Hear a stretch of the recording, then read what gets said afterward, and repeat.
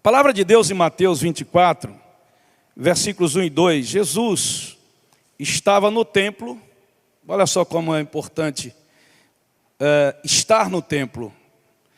Tendo Jesus saído do templo, ia se retirando, quando se aproximaram dele os seus discípulos para lhe mostrar as construções do templo. Ele, porém, lhes disse: não vedes tudo isto? Em verdade vos digo, que não ficará aqui pedra sobre pedra que não seja derribada. Essa é uma palavra profética de Jesus. E na terça-feira, quando eu estava aqui na reunião da família, enquanto o pastor Marco Júnior ministrava a palavra, compartilhava a palavra aqui, na terça-feira foi ele, e eu sentado ali, Deus me deu essa palavra. E eu fiquei pensando e falando com Deus, por que essa palavra para os dias de hoje? Porque é uma palavra talvez descontextualizada ou uma palavra muito forte. Eu tenho essa mania de ficar conversando com Deus, essa coisa de ficar perguntando a Ele as coisas, né? Porque, por que isso, por que aquilo, né? É uma questão que eu sempre gostei de fazer com Deus. E Ele sempre me fala, Ele sempre me responde. Diga para o seu irmão assim: Deus nunca te deixa sem resposta.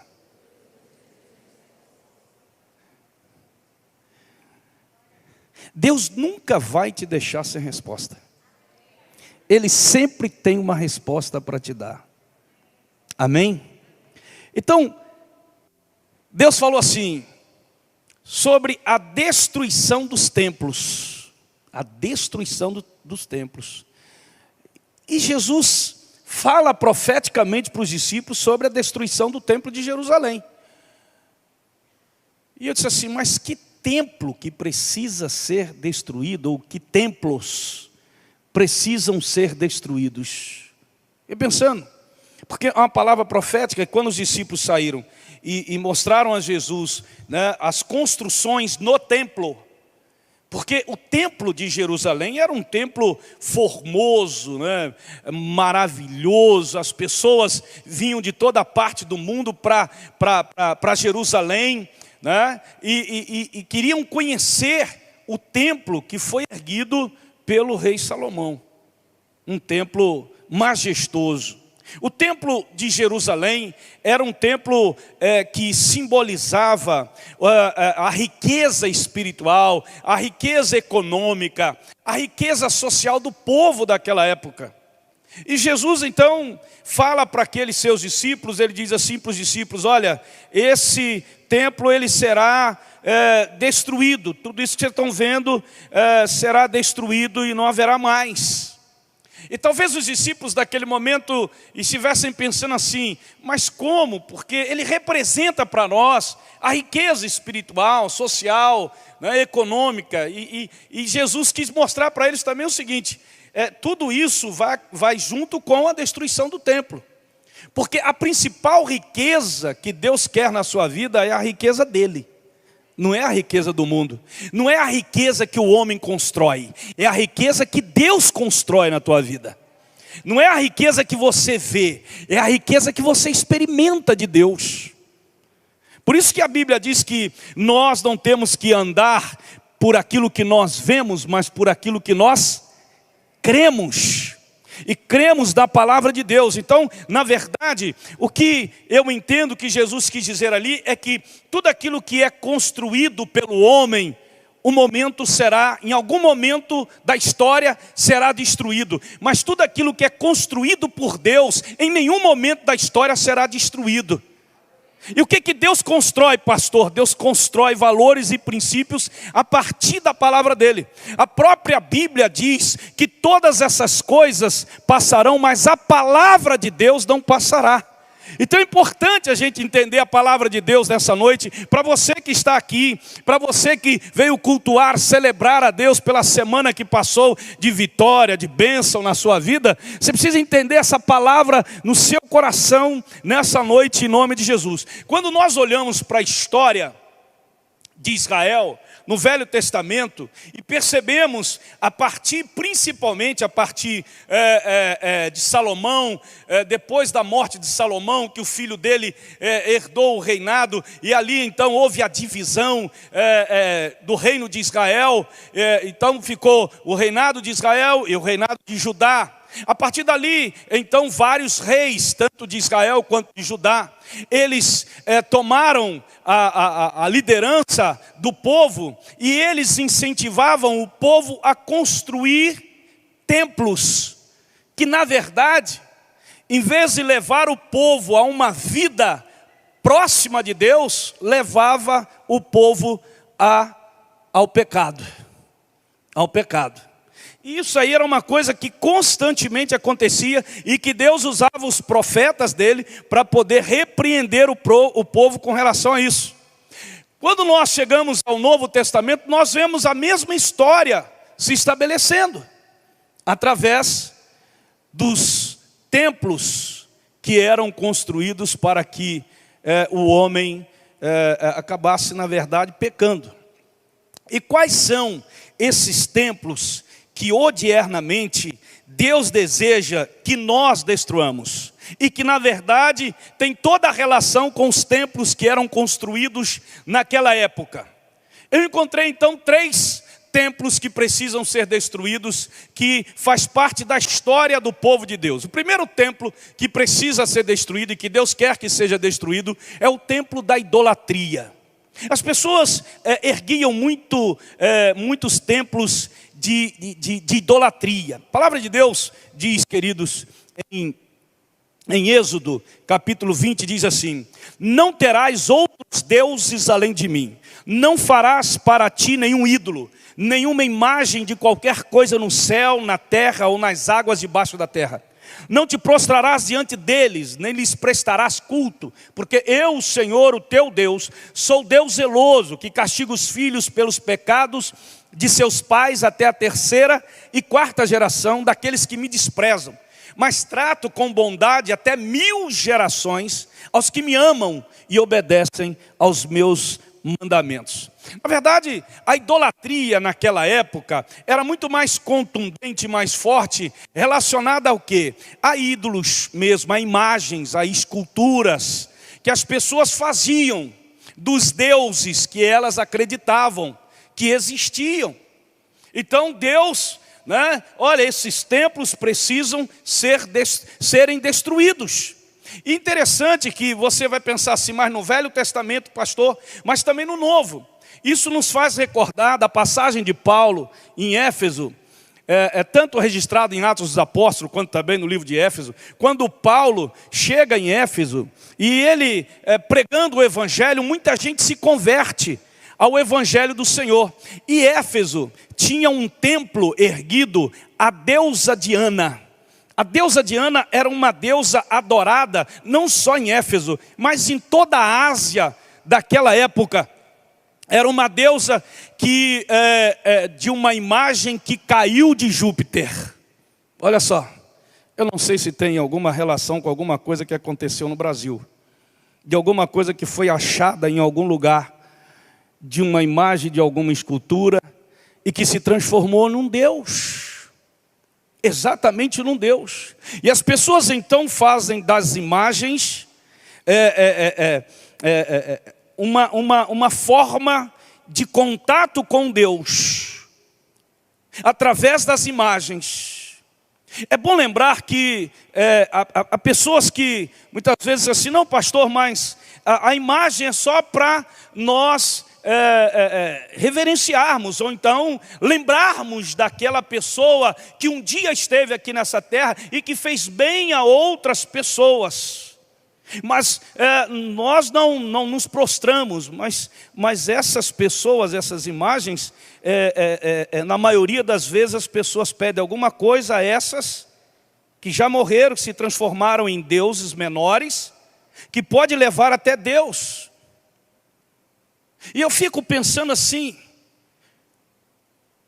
e com todo o respeito que a gente tem, querido, quando as pessoas, muitos evangélicos antigamente faziam isso, graças a Deus hoje, de alguns anos para cá diminuiu bastante, afrontando a religião, muitas vezes de outras pessoas, né? E nós temos que respeitar a fé das outras pessoas, mesmo que essa fé nós entendemos que elas não têm base na palavra, mas nós temos que respeitar.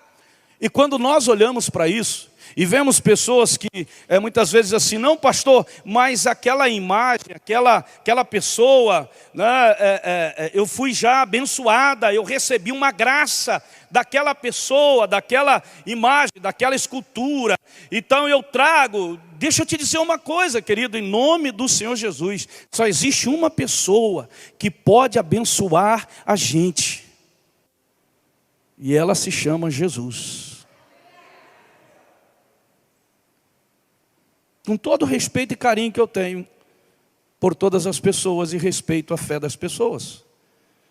Mas a palavra diz que não existe nenhum outro caminho pelo qual eu consigo chegar a Deus, se não for através de Jesus.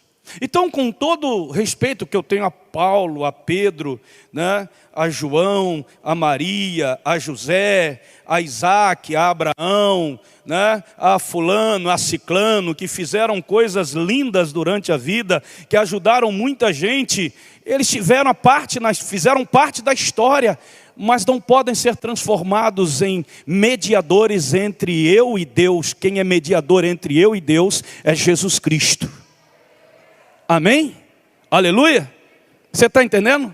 É Jesus Cristo, Ele é o mediador. É a Ele que você deve ir para a glória de Deus. Deixar uma foto, ter uma foto de uma determinada pessoa que fez parte da história, que foi importante na história, amém, glória a Deus, né? Deixa ali aquela foto, a gente lembra daquela pessoa, né? É uma pessoa muito legal, mas jamais uma imagem, né, uma estátua, alguma coisa feita pela mão do homem, pode, querido, se transformar no objeto de adoração. Então, quando nós olhamos por esse prisma e vemos Paulo ali em Éfeso, o que aconteceu? Muita gente se convertendo, né? As pessoas, os empresários em Éfeso falaram assim, reuniram o povo e disseram assim, esse tal de Paulo que chegou aí pregando sobre esse Jesus aí, muita gente, a nossa deusa Diana, as pessoas estão deixando de adorá-la. Na verdade, porque as pessoas estavam deixando de comprar os deuses, as imagens que eram feitas daquela deusa.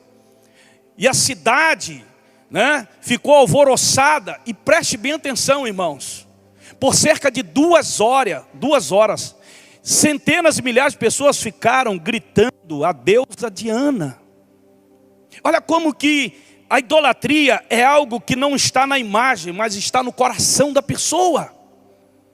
Eu me lembro de uma apresentadora de um programa na televisão, uma apresentadora, ela já faleceu, né, muito querida no Brasil todo, e num dos programas dela, eu vi aquele programa, né, ela foi abordada, ela foi questionada com relação a ser Jesus, o único Senhor e Salvador, pelo qual nós devemos então adorá-lo e pedir algo a Deus. E ela falou assim, mas eu tenho essa minha pessoa aqui, essa imagem que eu trago, que já me abençoou tanto, o que eu faço com ela?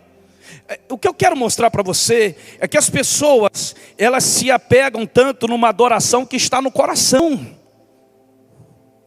Ninguém abençoa ninguém, quem abençoa é Deus. O pastor orou por mim, meu filho foi curado. Esse pastor, olha, eu sou grato a esse pastor. Não, você tem que ser grato a Deus, quem curou seu filho foi Deus.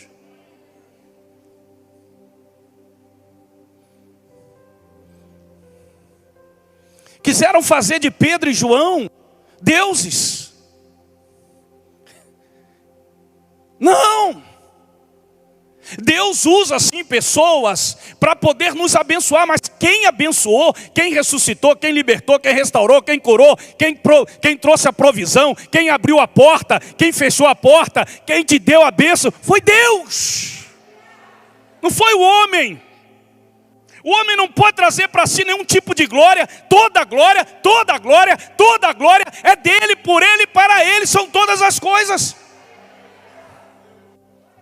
Então a idolatria, queridos, é uma coisa tão forte que ela acompanha até os dias de hoje. Para você entender isso, queridos, ninguém deve ser reverenciado por ter sido boca de Deus, por ter sido um porta-voz de Deus nessa terra. Ninguém pode ser reverenciado, idolatrado. Não, só Deus pode ser. Nas histórias do Velho Testamento, assim como nas histórias do Novo Testamento, a mesma coisa se repete, querido. Se repete. E o mais interessante é que a idolatria, ela não começa por lá, ou por alguém. Ela começa dentro de nós. Porque a Bíblia diz assim, qual é a raiz da idolatria? Eu vou te mostrar. Colossenses 3,5, Paulo nos responde. Paulo diz assim: mortificai, pois, os vossos membros que estão sobre a terra, a fornicação, a impureza, a afeição desordenada, a vil concupiscência e a avareza, que é idolatria. E o Velho Testamento diz que idolatria é como feitiçaria. Toda vez que você tem um ato de idolatrar, é como se você estivesse fazendo uma feitiçaria. A avareza, querido, é uma idolatria. É o que Paulo responde. E o que é avareza? Avareza, pastor, é cobiça. Quando as coisas da terra, irmãos, irmãs, se tornam grandes, a ponto de nos desviarem da presença, do caminho de Deus, é porque essas coisas da terra já se tornaram em idolatria para nós. Nós as idolatramos. Elas são mais importantes do que a própria vontade de Deus na nossa vida. Ei, segura aí um pouquinho só para você entender. Exatamente isto. Então, pastor Marco Aurélio, deixa eu falar uma coisa. Qual é o maior ídolo da nossa vida? Você pode responder? Você que está lá atrás? Você que está aqui do lado? Qual é o maior ídolo da nossa vida?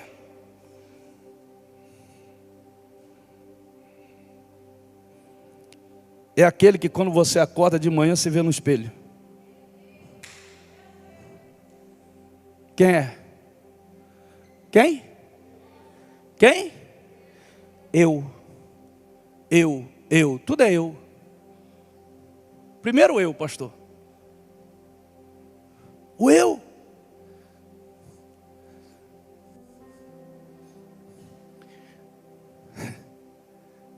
Essa idolatria. Você sabe muitas vezes, por que há tanta divisão, gente? Por que tantos casais se separam? Por que há tanta divisão dentro de igreja? Por que há tanto problema dentro de igreja, dentro da família? Por que há tanto problema nos relacionamentos? Por quê? Por causa do eu. Por causa do eu. Idolatramos a nós mesmos, ao nosso eu. Por isso, olha aqui, presta atenção nisso aqui que eu vou falar. Você que está me ouvindo, olha para cá, toca no teu irmão, presta atenção aí. Presta atenção como a palavra de Deus é viva. Por isso que Paulo diz, olha só, liga uma coisa com a outra, liga aqui comigo aqui, liga uma coisa com a outra. Por isso que Paulo disse, vivo não mais eu, não tem mais eu, agora acabou o eu. É quem, pastor? Agora é Jesus. É aí que a turma não aguenta. É aí que você vê as confusões na igreja. É aí que você vê as confusões da família. É aí que você vê as divisões da igreja, na casa, na família, no emprego. Por causa de quê, pastor? Por causa do eu. É eu, pastor. Sabe? Só que nós não reconhecemos isso, porque nós nos idolatramos. Na verdade, o século que nós vivemos, esse novo milênio que nós vivemos, é marcado pela centralidade do homem, não pela centralidade de Deus. Deus saiu do centro e colocaram o homem como centro. Tudo é feito para ele, por ele e para ele, continua sendo para ele. Para quem? Para o homem. Para o homem. A semana passada eu falei aqui que a indústria que mais cresce e que mais arrecada no mundo todo é a indústria da beleza. Tudo é voltado para o homem. Tirar o Deus do centro. Há uma lei naquele Congresso Nacional que estão querendo tirar Deus das repartições públicas, das escolas públicas. Sabe por quê, querido? Não pode se orar, não pode orar, não pode fazer uma oração na escola.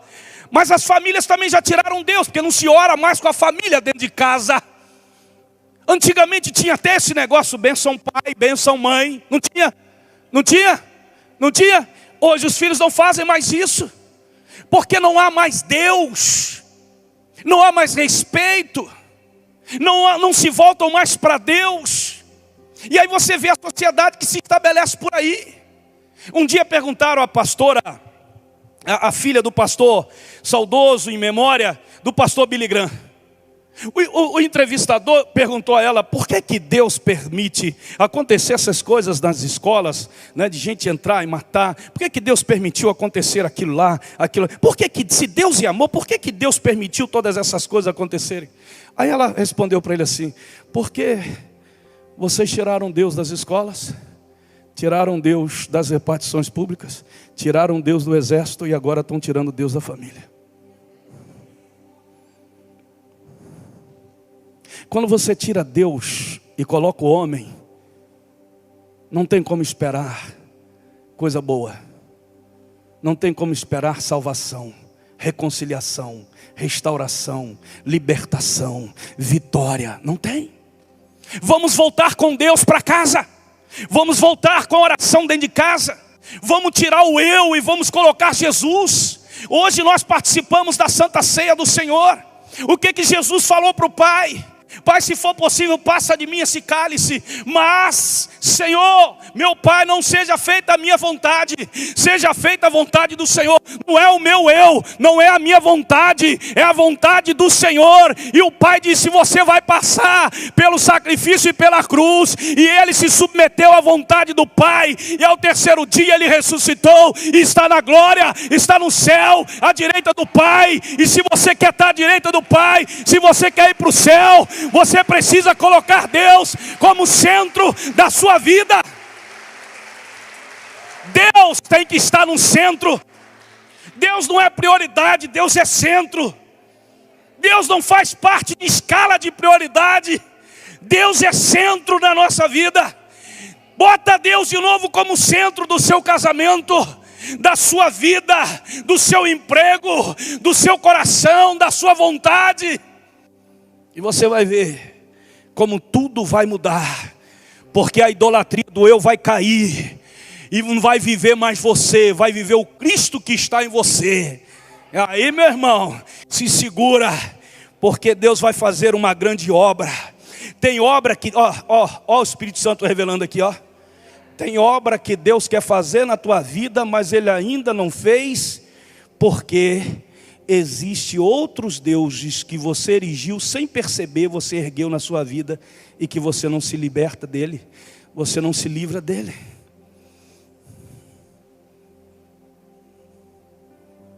Deus quer fazer uma grande obra. Jesus, numa certa ocasião, ele disse: ninguém pode servir a dois senhores, porque ou há de odiar um e amar o outro, ou se dedicará a um e desprezará o outro. Você não pode servir a Deus e a Mamon. E aqui a ênfase que eu quero dar, querido, não é a riqueza, é a impossibilidade de você servir a dois deuses ao mesmo tempo. Não tem como. Não tem como você servir a Deus e servir a você mesmo.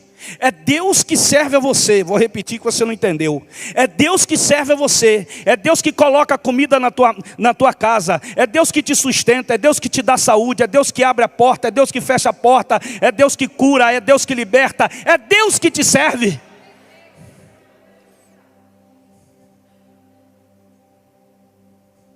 Ele continua servindo. Não, pastor, eu consegui isso tudo, graças a Deus. Aí ele bota Deus. Graças a Deus, mas não tem mais. Você conseguiu isso tudo porque Deus te sustentou, porque Deus te proveu, porque Deus abriu a porta, porque Deus, sabe, é Deus, cara. É Deus. Então não tem como você servir a dois deuses. Preste bem atenção nisso, em nome de Jesus. Essa determinação, a gente precisa entender isso, esses ídolos que se levantam, que nós mesmos levantamos. Então destruamos os ídolos que nós temos levantados. Destruamos a idolatria. E deixa Deus aparecer na sua vida. Deixa Deus aparecer. Segundo templo que Deus quer que nós destruamos. Segura que essa é forte. O templo da prostituição religiosa. Que é isso, pastor? Olha o que Deus fez com o profeta.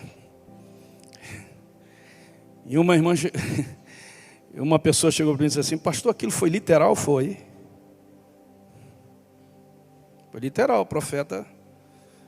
Olha o que diz Oséias: suas ações não lhes permitem voltar ao seu Deus, para o seu Deus. Um espírito de prostituição está no coração deles.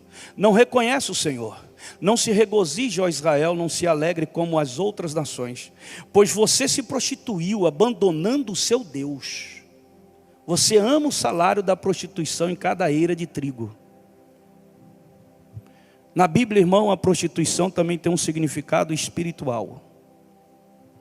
A infidelidade de quem se prostitui é como a infidelidade de quem abandona Deus para adorar a você mesmo, ao mundo.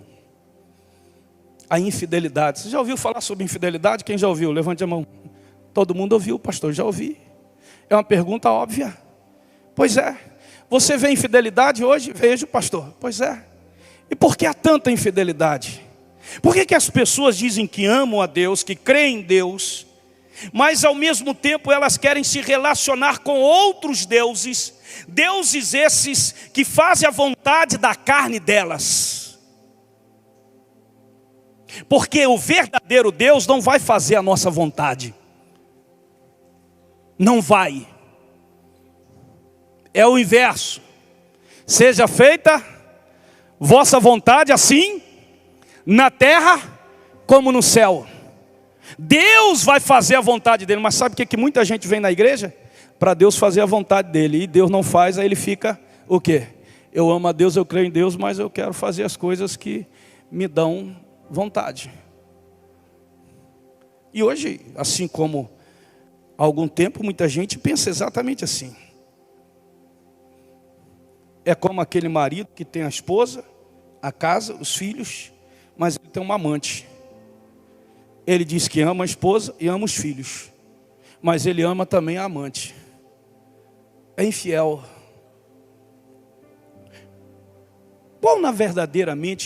Quem verdadeiramente é fiel? Aquele que diz que não vai fazer e faz, ou aquele que diz que vai fazer e não faz?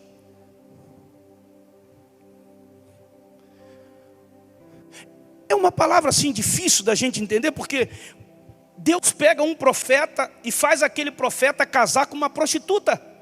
Por quê, pastor?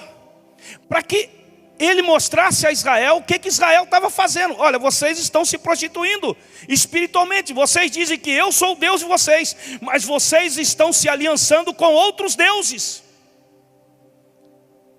E eu vou mais além. A Bíblia vai mais além. Tiago diz assim, essa palavra é mais forte, presta atenção nisso aqui. Você vai ver aí.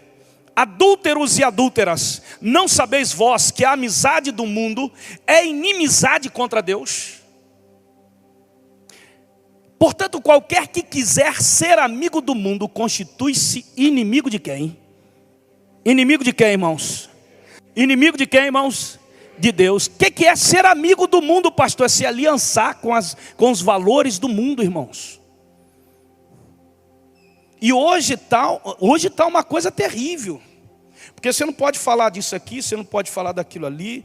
Você, olha, cuidado, isso aqui, você, né? Porque, pastor, olha, Deus é amor, mas Deus não ama o pecado do homem. Separa uma coisa da outra. Amém? Amém? O pai ama o filho, mas o pai não ama o erro do filho. Pelo contrário, ele exorta e disciplina o filho.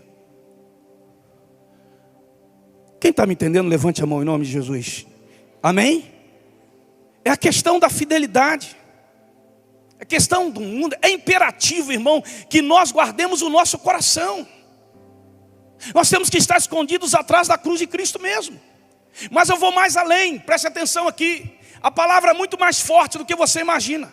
Quando Tiago fala em adúlteros e adúlteras, o termo grego significa infidelidade, infiéis. Vocês estão sendo infiéis a Deus. Deus te pede uma coisa e você não é fiel àquilo que Ele tem te pedido. Agora, olha o que João diz, o apóstolo do amor diz o seguinte: não amem o mundo, nem as coisas que há no mundo. Não é só o mundo, mas as coisas que há no mundo. Tem muita coisa no mundo que os crentes que dizem que amam a Deus estão fazendo e que Deus não aprova, que a palavra de Deus não aprova, mas eles estão fazendo. Ei, isso é uma prostituição, isso é uma infidelidade. Eu poderia dizer adúlteros e adúlteras. Aí João diz: se alguém amar o mundo, o amor do Pai não está nele. Ó, o amor aí, ó, envolvido. O amor do Pai não está nele. Porque tudo que há no mundo, os desejos da carne, os desejos dos olhos e a soberba da vida, não procede do Pai, mas procede do mundo. Ora, gente, o mundo passa, bem como os seus desejos, mas, vocês podem falar? Mas,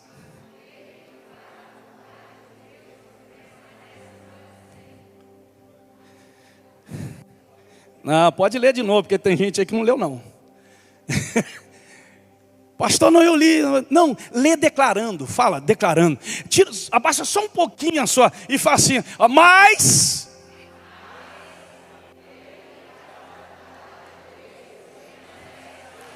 é esse aí que vai entrar no reino dos céus.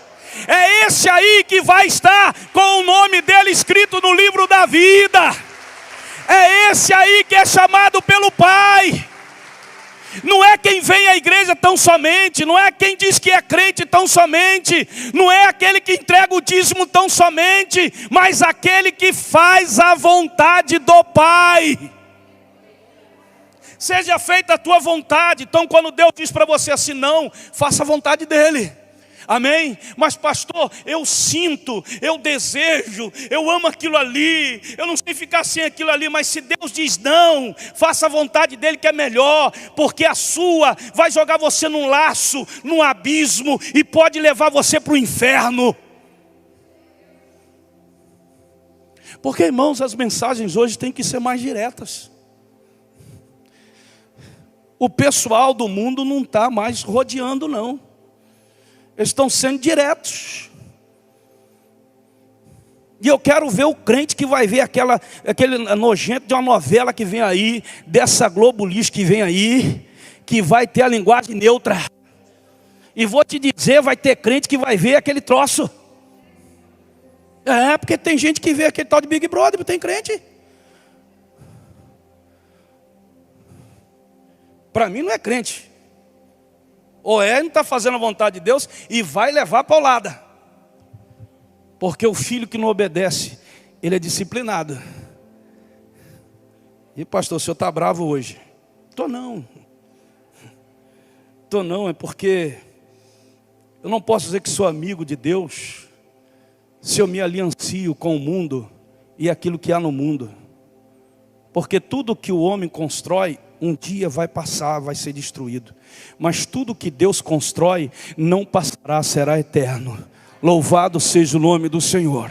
Amém? Porque tem muita gente que vive como se a vida fosse terminar aqui. Então eu preciso satisfazer tudo, pastor. Eu preciso viver minha vida. Eu sou crente, eu sei, mas eu tenho que... Não. Calma, filho. Você não sabe o que está preparado para você lá na eternidade, não. Bobão. Calma aí, você não sabe. Nem olhos viram, nem ouvidos ouviram. Nada. O que está preparado para aqueles que fazem a vontade do Pai lá na eternidade. Ei, tem crente ainda achando que a eternidade vai ser uma coisa chata. Eu tenho que aproveitar aqui, pastor. Não, meu filho, não aproveita aqui não. Aqui é passageiro. Aqui é só no máximo 60, 70. A Bíblia diz que depois de 70 é cansaço, enfado. Então, quando eu chegar aos 70, eu já sei que o relógio já está. Se eu chegar e se Jesus não voltar antes. Mas já sei disso. Mas na eternidade, não vai ter fim. Deus tem coisas lindas e preparadas para você desfrutar, para a glória do nome do Senhor Jesus. Amém? Aleluia. Você crê nisso, irmão? Hein? Em nome de Jesus. Pega isso. Tem um exemplo negativo na Bíblia de Esaú. O que Esaú fez, pastor? Ele foi infiel a Deus. Por quê? Ele era o primogênito, a bênção estava com ele. O que ele fez com a bênção de Deus? O que ele fez? Ele pegou a bênção de Deus que era para ele e negociou com o irmão dele com algo que era passageiro. Ele estava com fome.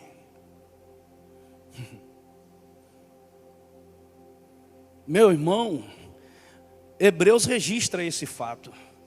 E cuidem para que não haja nenhum impuro ou profano, como foi Esaú, o qual por um prato de comida vendeu o seu direito de primogenitura. Vocês sabem também que posteriormente, querendo herdar a bênção, porque depois ele quis, foi rejeitado, pois não achou lugar de arrependimento, embora com lágrimas o tivesse buscado. Meu Deus, tem gente negociando aquilo que é eterno pelo passageiro. Toca no teu irmãozinho e diz assim: irmão, negocia não. Não vale a pena não. Mas olha, é rapidinho, é só para poder. Não. Você vai ter um momento de satisfação, mas depois vai vir a dor. Provérbios diz que a bênção de Deus, ela não causa dor. Não causa dor. Meu Deus. Pergunta ao seu irmão se ele quer a bênção de Deus. E eu vou terminar, irmãos, que eu sei que já estamos na hora. Mas tem o último templo que precisa ser destruído. E esse daqui, para mim, é o que mais aparece. O da idolatria e da prostituição, eles são mais escondidos. Mas esse daqui, a gente vê toda hora. O templo da murmuração. Todos os filhos de Israel murmuraram contra Moisés e contra Arão. E toda a congregação lhes disse: tomara tivéssemos morrido na terra do Egito, ou mesmo nesse deserto. Até quando sofrerei esta má congregação que murmura contra mim? Tenho ouvido as murmurações que os filhos de Israel proferem contra mim. Dize-lhes: por minha vida, diz o Senhor, que como falasse aos meus ouvidos, assim farei a vós outros. Neste deserto cairá o vosso cadáver, como também todos os que de vós foram contados segundo o censo, de 20 anos para cima, os que dentre vós contra mim murmurastes.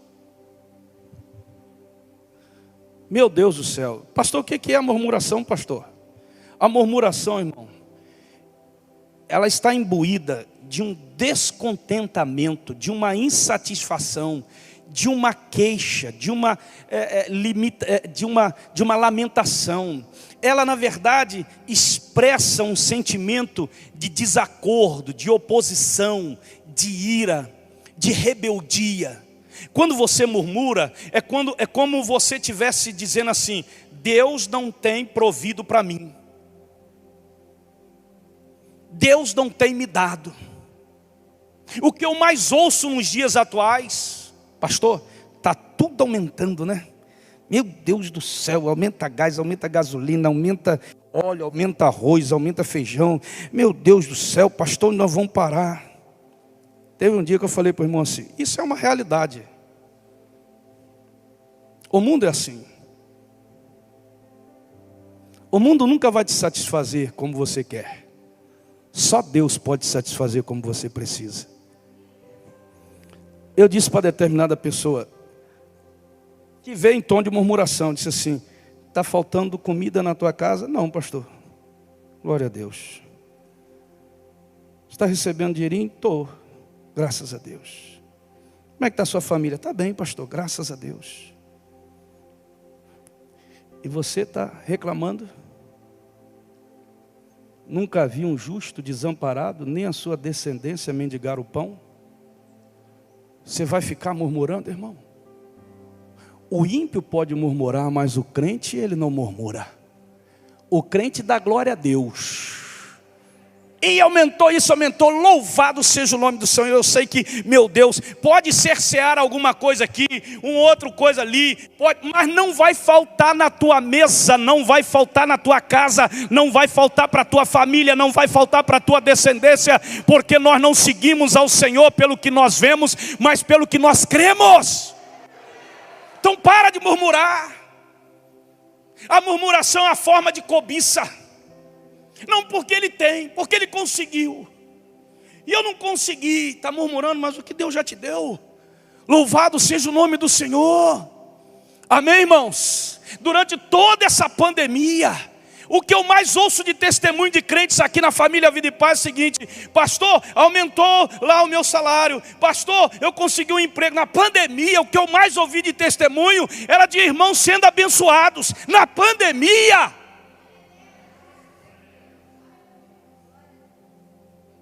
Então, irmãos, preste bem atenção. As escrituras condenam claramente a murmuração. É um comportamento que caracteriza, na verdade, muitas vezes o povo de Deus. O povo 400 anos escravo. Aí Deus leva um homem, chamado Moisés, liberta aquele povo, leva para o deserto. Chega no deserto, o povo murmura: não tem água, tá, água. Aleluia. Não tem carne, Deus, carne todo dia fresquinha. Alguém come carne todo dia fresquinho? Não. Hoje muitas vezes nós estamos comendo frango ou então um ovinho. E não murmura não, que ainda tem um ovo para comer. Né? Amém? Então fica tranquilo. Ora, era pão fresquinho todo dia. Irmão, aqui, olha para mim aqui. Que coisa linda, né, pastor? Era nuvem durante o dia e coluna de fogo à noite. Rapaz, como é que você pode comer todo dia, se vestir? O calçado não acabava. A roupa era roupa muito boa. Sabe aquelas roupas de grife que você compra e que você usa 10 anos, ela continua na mesma cor? Era roupa de grife no deserto, irmão. Quando Deus te leva para o deserto, te liberta e coloca no deserto para tratar com você, Ele não abandona você não. Aí, segura aí. Irmãozinho de Deus. Aí está o povo ali. E tudo isso sem eles fazer o quê? Sem trabalhar. Era tudo de graça.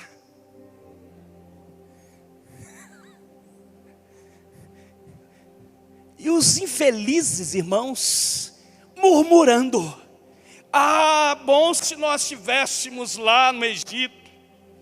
Rapaz, ó, Deus ali foi Deus, mas Deus é Deus. Deus é Deus. E Deus falou assim: cadáver de vocês vão ficar aqui nesse deserto. Todo aquele que murmura não alcança aquilo que Deus tem preparado para ele. Deus tinha preparado só uma terra que manava leite e mel, eles não entraram. Aquela geração morreu no deserto.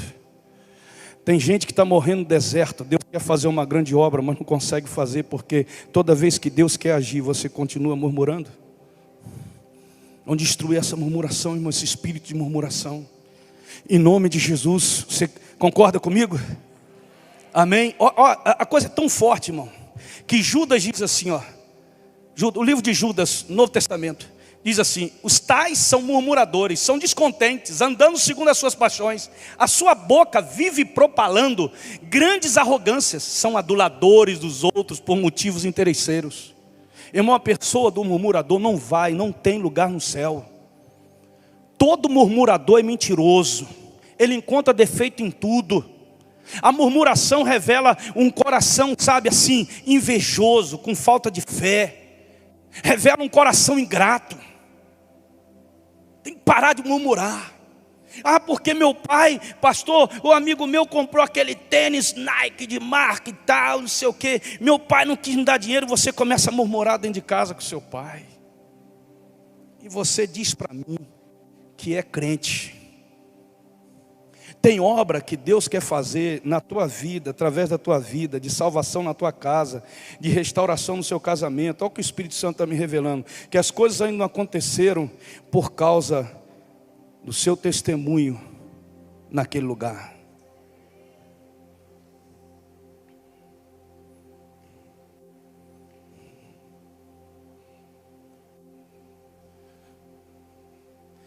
Talvez seu esposo, seu filho, sua filha, seu vizinho ainda não chegou a Jesus.